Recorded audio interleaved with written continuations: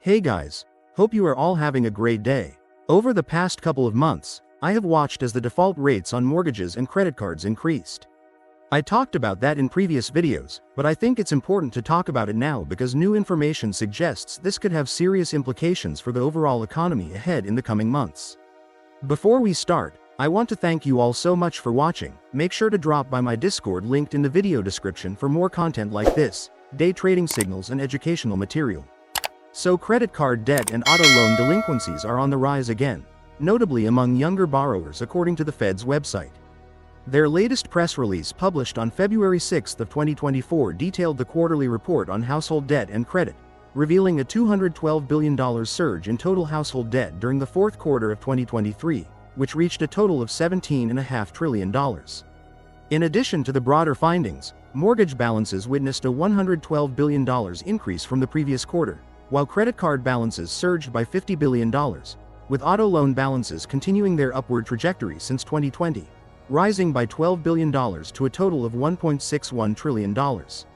When you put everything together to impress a message, it becomes very apparent that more Americans than ever are now buckling under the weight of mounting credit card debt.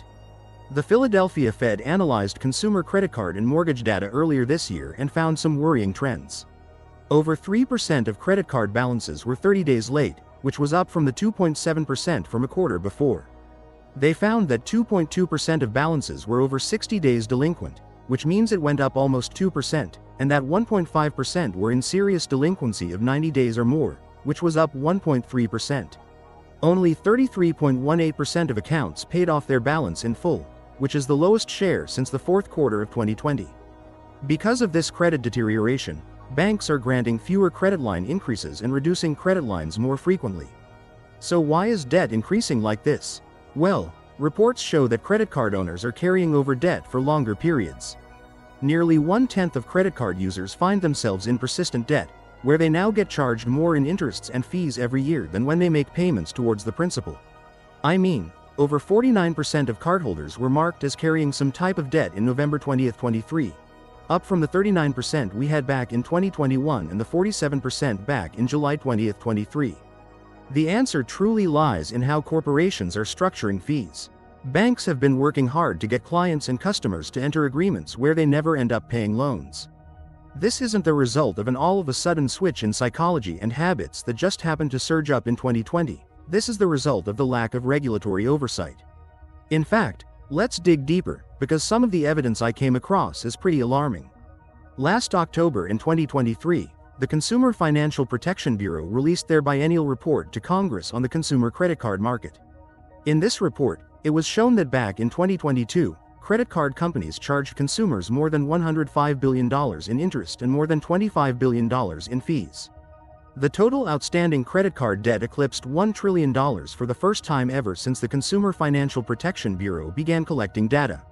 In 2022, Americans paid $130 billion in interest and fees on their credit cards. Major credit card companies' profits are now higher than in pre-pandemic levels. Profits for general-purpose cards reached 5.9% in 2022. APRs continues to rise far above the cost of offering credit. This is a big one right here, so pay attention. Prominent credit card companies persist in establishing interest rates significantly surpassing major benchmarks such as the federal funds target rate. On average, they maintain an APR margin of 15.4 percentage points above the prime rate. This margin trended upwards across all credit score categories, notwithstanding the decrease in charge-off rates observed during the pandemic. Consumers who maintained revolving debt accounted for 94% of the total interest and fees levied by major credit card companies, yet they only received 27% of the rewards. Conversely, individuals who cleared their balances monthly contributed a mere 6% towards interest and fees, yet garnered 73% of the overall rewards. This is the main target demographic by which these companies are squeezing money out of. Most of the payments made aren't going towards the principal, it's going towards the bottom line of the corporation's pockets. An increasing number of cardholders are maintaining balances from month to month or falling behind on payments, leading to a higher proportion of balances exceeding 180 days delinquent. Almost 1/10 of credit card users are trapped in a cycle of persistent debt, where they incur more interest and fees annually than they contribute towards reducing the principal balance. This cycle poses a growing challenge for certain consumers to break free from.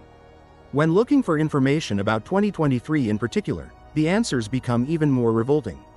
Credit card companies are raking in insane levels of money via hiking rates to record highs as a way to line up those profit margins. Check this out.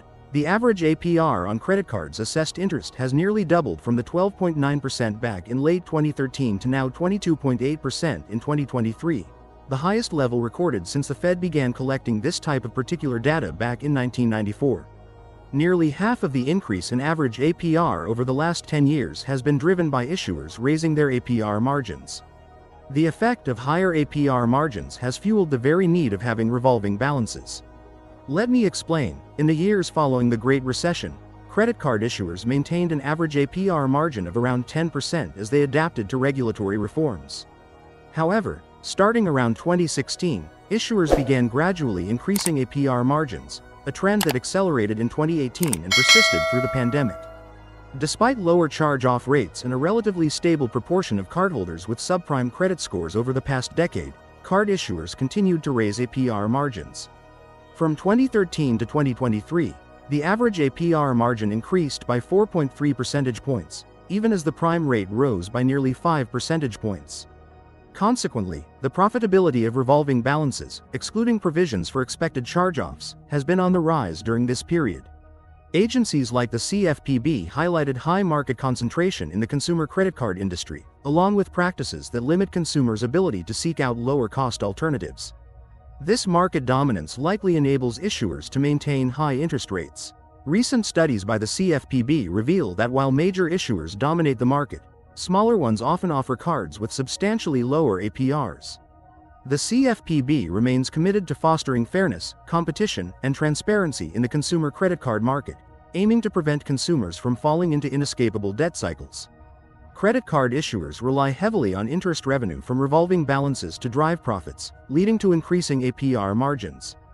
Despite this reliance, profitability, measured by return on assets for general-purpose cards, has risen significantly from 2019 to 2022, outperforming returns from other banking sectors. This profitability trend persists even when excluding provisions for expected loan losses. This is all very worrying, because inflation, though cooling off from the numbers we saw in 2022 and 2023, has been growing again, enough so that even the Fed is getting really concerned. We have seen the market deleverage significantly over the past weeks, further showing that investors are starting to get very worried.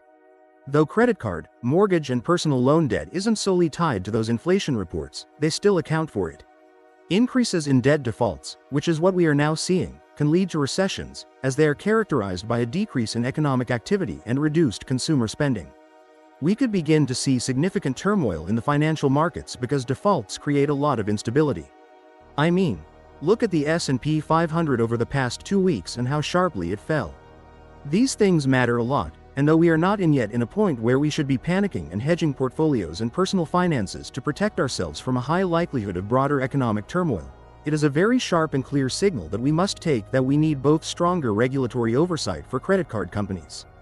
Though people often like to place all blame on spenders, let us also remember that the economy, which performs well for Wall Street, is not all that well for consumers. Inflation is still high, according to Jerome Powell himself, and that puts plenty of people in tough spots. The amount of people living paycheck to paycheck has been steadily increasing, and it's those very people these credit card companies target. Companies might be the ones getting good business, but also the ones that are also causing a lot of the building instability in the economy precisely by doing things like this. These credit card companies know they don't necessarily have the options or means to make good on debt, but still particularly target vulnerable people, and then systematically use their own systems to keep them paying for fees with the payments made by consumers barely going towards the principals, if any at all in some circumstances. Stay aware of this information, share the video with others if you can. I do keep up with this topic regularly, but I don't like talking about it weekly since it becomes a bit stale and repetitive since we don't get that much economic data that often. Still, I will continue updating you guys. Let's create awareness so that we can demand better from politicians and make sound decisions. Thank you for watching this video, join my Discord and I hope to see you guys on the next one.